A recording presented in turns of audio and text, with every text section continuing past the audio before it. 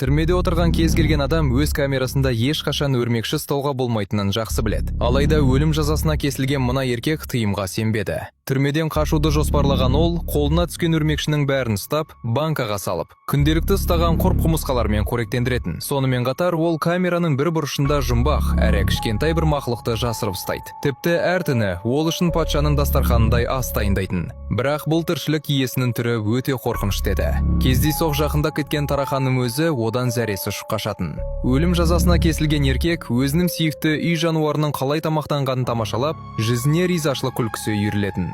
Дәл осы сәтте камераға екі бұзақы ашумен басып кіреді. Ер адамның оғаш мінез құлқы олардың жүйкесіне тигендіктен оған сабақ бермек болды.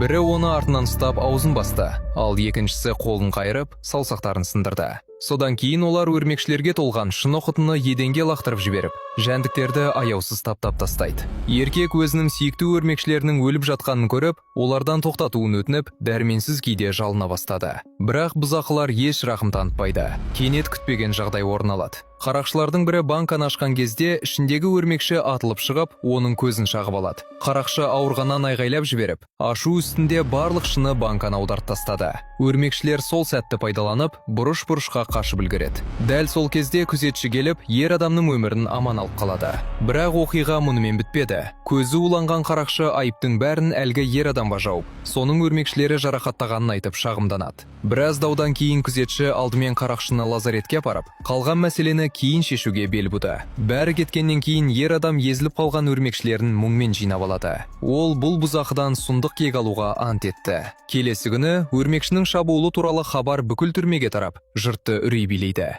Түрме бастығы барлық тұтқындарды сыртқа шығарып, өрмекшілерді құрту үшін әр камераны тазалауға бұйрық береді. Ер адам шешім қабылдады. Ол өзінің жұмбақ мақұлығын не болса да қорғап қалуы керек. Сол түні ол қорқынышты рәсімді бастады. Еденге қара сиқырдың оғаш таңбаларын сызып, оның ортасына жатты да көне дуаны оқи бастады. Кел маған, менің кішкентай асылым. Тәнімді өзінің құдіретті күшіме толтыр. Жанымды өзгерт. Маған келді. Менің рухымды өз денеңе ал. Рәсім аяқталған сәтте өрмекшілер бұрыштардан баяу шығып, оның денесіне қарай өрмелей бастайды. Бірақ ол қорыққан жоқ, керісінше қатты толқып тұрды.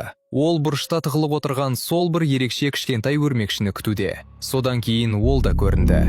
Бұл мутацияға ұшыраған құбыжық өрмекші еді. Оның қозғалыстары өте қорқынышты болатын. Ол ер адамның кеудесіне өрмелеп шығып, оны өзінің екі өткір, ажал шашатын тістермен шағып алады.